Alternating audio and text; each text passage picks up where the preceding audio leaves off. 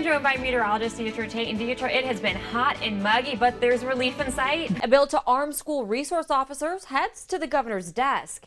Senate Bill 8 passed the House today after a lengthy debate. The bill adds on to the sweeping school safety bill passed last session. It requires all SROs wear a firearm. Meanwhile, a measure to limit the number of Medicaid managed care organizations in the Commonwealth also passed the Senate Health and Welfare Committee. Senate Bill 30 would lower the number of MCOs in Kentucky from 5 to 3. The highly anticipated medical marijuana bill will be getting a hearing next week. Bill sponsor Jason Nemes says the bill will be heard in the House Judiciary Committee Wednesday, February 12th. Kentucky is just one of 19 states that still allows corporal punishment, but House Bill 22 could change that.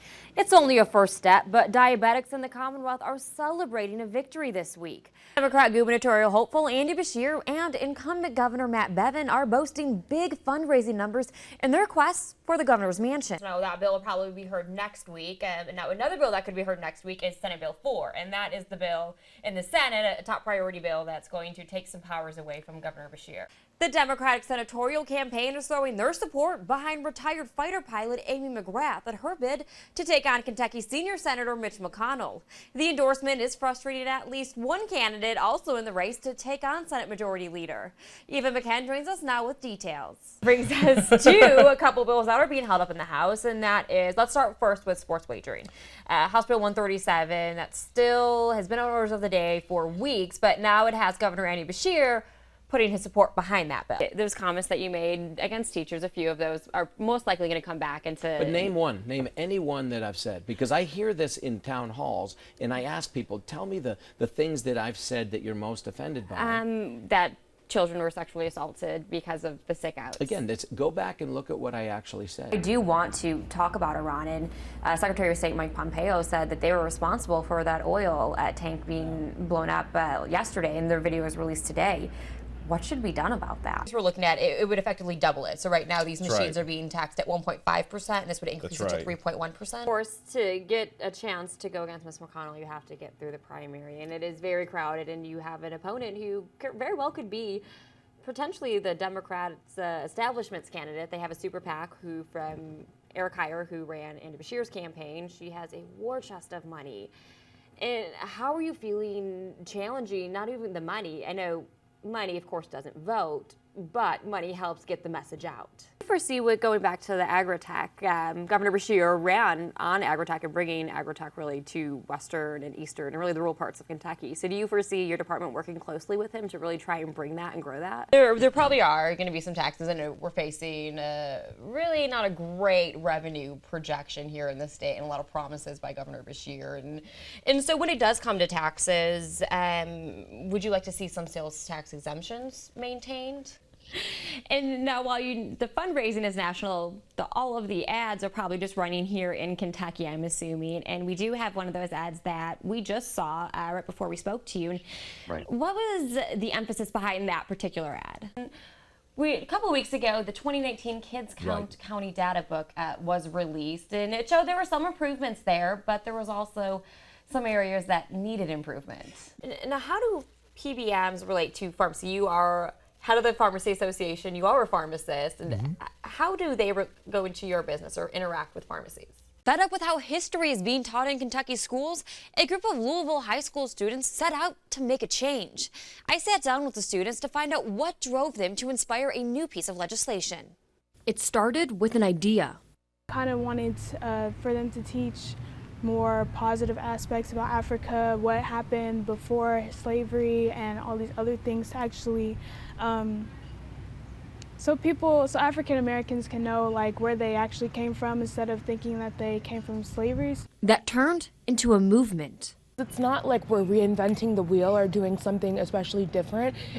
Things like this, they just take, you have to try again. And like Sarai said, something like this has never happened in Kentucky. So it's that continuing to trying again and finding your tribe that I think was the process, and just telling what we wanted and what the people who had tried before wanted and trying to creating that together. And I really wasn't expecting all of this to happen, and I've also talked to other activists that tried to email legislators, and it hasn't like really gone this far. So the fact that it actually has, I'm excited for it, and like I'm just blessed. To change the way African American and Native American history is taught in Kentucky schools. They just teach about slavery, all the negative parts, and Egypt. Those are the only places. They don't talk about Kenya. They don't talk about any of the other places. I think it not only helps African American students know who they are internally and know their greatness, but it helps also other race students to know about that part of African American history. It allows African Americans to see themselves in what they're learning.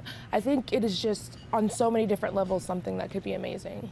With a group of more traditional high school students leading the way, a piece of legislation has now been pre-filed by Louisville Representative Attica Scott, requiring middle and high schools in Kentucky teach African American and Native American history. So important, one, that students brought this to me as a legislator, that they were willing to say, I'm going to reach out to a state rep and ask them to file this bill. And in their request, they said, we don't feel like we're being taught a true history of ourselves as African American students. So that was important. But it's also important for white students, students of other ethnicities, to learn about this history, because so far what they're learning is basically that the history of African Americans started with slavery and the history of Native Indians started with colonization.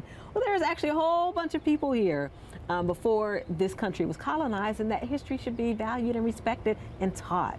The students think if signed into law, this legislation could get students more involved in school. So by introducing them a new topic about where they come from, their history before America, because African American is two words, we need to know about African as well as American. So by understanding both parts, it would have people, okay, I like this part of the school. It's going to make me more involved in social studies. Being more involved in social studies will make you want to come to school. Proving you are never too young to try and make a difference in your community. And create change, and we can create our state, our country to be what we want it and to hold the values that we see fit. And I think that going and being involved in politics is one of the greatest ways to do that. We're their future leaders, and lead, you know. We gotta talk and tell them how we want things done so that in the future we live in a place where we feel comfortable in.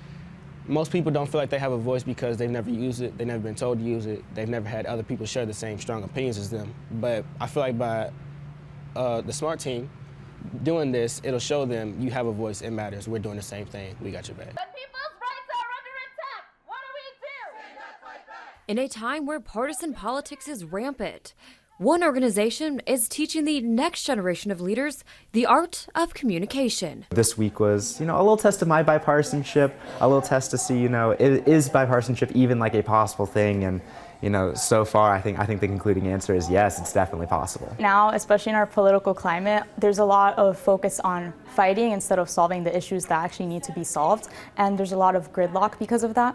And I think it's really important for people to learn how to compromise with each other and learn how to view things from different points of view. The Henry Clay Center for Statesmanship brings college students from all 50 states together to focus on important issues and how Democrats and Republicans can reach an agreement. We were all in the mindset that we're trying to get something done. We have to get this done, so we're just going to have to get over the whole arguing and bickering and get it done. Yes, you can be divided, you can have different opinions, but at the end of the day, we are one country and one group of people who are going to have to come together and solve these problems. And so without that next step of thinking about how you compromise, we're never going to get anywhere. From criminal justice reform to the core, we had the same, what we were trying to do. We're trying to reform and rehabilitate. And so we had a few rough patches with our negotiating. But we did get through, and we kind of agreed we weren't going to create a whole new court system.